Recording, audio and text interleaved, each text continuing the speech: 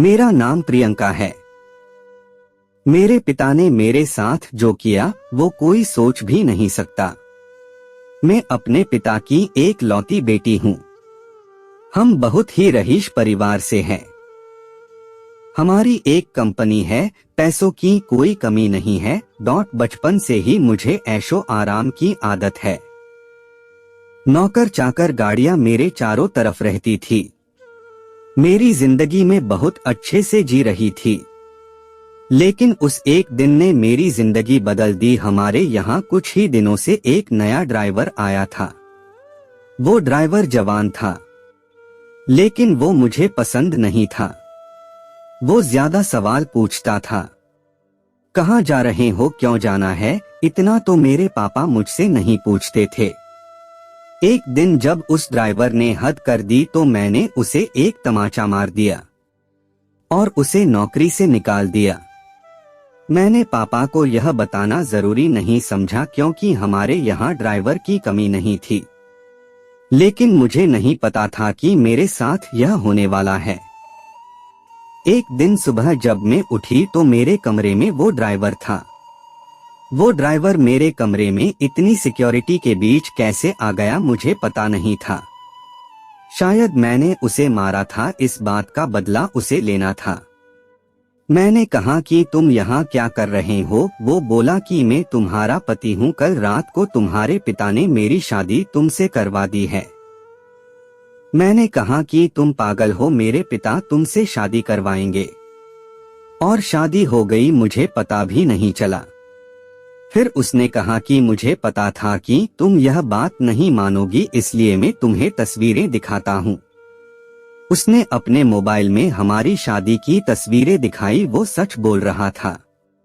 मैं उसके साथ मंडप पर बैठी थी, मुझे होश नहीं था। और मेरे पिता भी मेरा कन्यादान करते उस तस्वीर में थे। मुझे उस तस्वीर को देखकर भरोसा नहीं हुआ कि मेरे पिता हो मुझे इतना प्यार करते थे। वो मेरी शादी बेहोशी में मेरी मर्जी के बिना एक ड्राइवर से करवा सकते हैं। मैं उसी समय अपने पिता के पास गई। पापा को कहा कि पापा यह सब क्या है, यह कोई नाटक है। यह ड्राइवर के साथ अपने मेरी शादी करवा दी, वो भी मुझे बेहोश करके। आप ऐसा कैसे कर सकते हैं? पापा ने कहा कि वो मजबूर है। मैंने कहा मजबूर, हम मजबूर है, इतने बड़े होने के बाद भी इसकी क्या औकात है? हम इसके आगे कैसे मजबूर हो सकते हैं? वो बोला कि जबान संभाल कर बात करो, अब मैं तुम्हारा पति हूँ। मैंने बोला अब मैं इस शादी को नहीं मानती, यह कैसी शादी, यह मेरी मर्जी के खिलाफ है। वो बोला कि मर्जी तुम्हारे बाप की थी, जो इस तस्वीर में साफ दिखाई दे रहा है। वो बोला चलो अब मेरे साथ। मैंने कहा चलो कहाँ, यह मेरा घर है।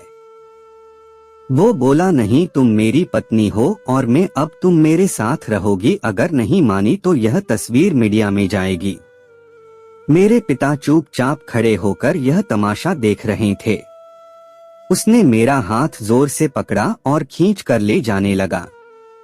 इतनी सारी सिक्योरिटी, लेकिन कोई उसे नहीं रोक रहा था। मेरे पिता भी जैसे भूत बन गए थे। पर रक्यों में रो रही थी और वो मेरा हाथ खींचकर मुझे ले जाता रहा। मुझे नहीं पता था कि उनकी क्या मजबूरी थी, पर इन सब के बीच मेरी जिंदगी के साथ बहुत बड़ा मजाक हो रहा था। वो मुझे अपने घर में ले गया। घर नहीं, पिंजरा था, एक छोटा सा कमरा। बाथरूम के लिए भी कमरे के बाहर जाना पड़ता था। उसने मुझे कहा कि यही अब मेरा घर है, यहीं पर रहना है और खाना है। पास में भी बहुत सारे कमरे थे, उनमें भी लोग रहते थे। मैं ऐसी जगह आ जाऊंगी मुझे पता नहीं था।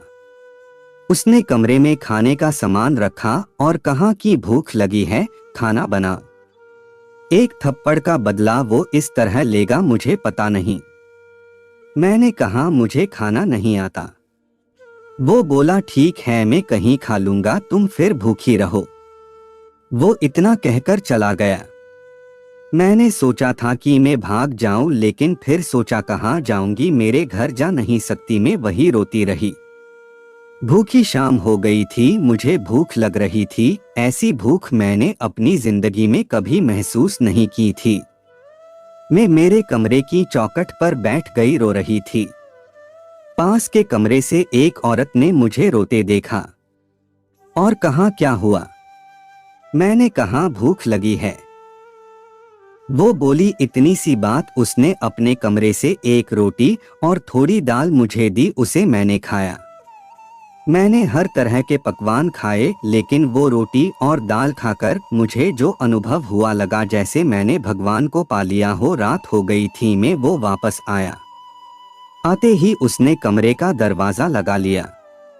मुझे डर था कि वो कहीं मेरे साथ जबरदस्ती ना करें, लेकिन वो चुपचाप एक कोने में सो गया। इतने बड़े महल से एक कमरे में, वो भी अजनबी के साथ। मैंने सोचा कि अब मैं यह सब बर्दाश्त नहीं करूंगी। मैं उस रात सोई नहीं और सुबह उसके उठने के पहले मैं कमरे से भाग निकली। मैं अपने एक दोस्त के यहाँ गई, लेकिन जब मैं उसके घर पहुंची तो उसने मुझे दरवाजे से अंदर नहीं आने दिया। बोला कि तुम्हारे पापा का फोन आया था कि अगर किसी ने तुम्हारी मदद की तो अंजाम अच्छा नहीं होगा। उसने मेरे मुंह पर दरवाजा बंद कर लिया। मैंने सोचा था कि वापस उस कमरे में नहीं जाऊंगी, लेकिन कुछ ही घंटों में मैं समझ गई कि मेरे लिए अभी उससे ज्यादा सुरक्षित कोई जगह नहीं है। इसलिए मैं वापस वही लौट आई। मुझे वापस देखकर वो बोला, क्यों आ गई? तुम्हें मुझसे कोई बचा नहीं सकता। मैंने अपने आप को इतना मजबूर पहले कभी महसूस नहीं किया। मैं इसी तरह से वहां अपना जीवन काट रही थी। मुझे वहां रहते अब 10 दिन हो गए थे। खाना मैं बना नहीं पाती थी, जैसा भी बनता मैं खाती थी। फिर एक दिन मैं चक्कर खाकर गिर गई और जब मुझे होश आया तो मैं अपने पिता के घर थी। सामने मेरे पापा थे। उन्हें देखकर ही मुझे गुस्सा आ गया। मैंने कहा, आप मुझे यहाँ क्यों ले आए? मुझे वही मरने क्यों नहीं दिया? उस कमरे में वो ड्राइवर भी था। पापा बोले, बेटा मैंने तुझे कितना समझाया, लेकिन तू नहीं मानी, तो आखिरकार मुझे यह तरीका अपनाना पड़ा। तुम जिस माहौल में रहकर 10 दिन में परेशान हो गई हो, उस जगह से उठकर मैंने यह सब बनाया है। तुम्हें यह सब ऐसे ही मिल गया तो तुम्हें इसकी कोई कद्र नहीं रह गई। तुम शराब के नशे में रहती हो। हमारे घर जो काम करते हैं, तुम उन्हें इंसान ही नहीं समझती हो। कितने लोगों को तुमने मुझसे छिपाकर नौकरी से निकाल दिया। तुम्हें पता है नौकरी क्या होती है, कैसे परिवार चलता है? शायद तुम इन 10 दिनों में कुछ सीख पाई होगी। यह ड्राइवर नहीं, अरुण है, मेरे दोस्त और बिजनेसमैन रमन का लड़का। यह तुमसे शादी करना चाहता था। मैंने ही इसे कहा था कि तुम पहले उसे जान लो। तुम्हें उसने फॉलो किया तो वो समझ गया कि तुम गलत रास्ते पर हो, इसलिए हम दोनों ने मिलकर यह नाटक किया ताकि तुम्हारी आंखें खुल सके। जिस रात तुम्हारी शादी करवाई थी, उस रात भी तुम नशे में घर आई थी। पैसे और जिंदगी की कदर करो। सबके नसीब में यह नहीं होता है। यह सब मेरे लिए था, मुझे सिखाने के लिए। और सच में इन सब से मेरी आंखें खुल गई। मैं एक नई इंसान ही बन गई। अरुण ने भी मेरा फायदा उठाने की कोशिश नहीं की। मुझे पता चल गया था कि वो मुझसे कितना प्यार करता है। पिता की यह सिख मुझे एक नया इंसान बना गई। आपका समय निकलकर हमारे साथ था, इसके लिए आपका धन्यवाद। अगली बार फिर से मिलते हैं नए और रोचक वीडियो के साथ। चैनल को सब्सक्राइब करना न भूलें। धन्यवाद और शुभकामनाएं।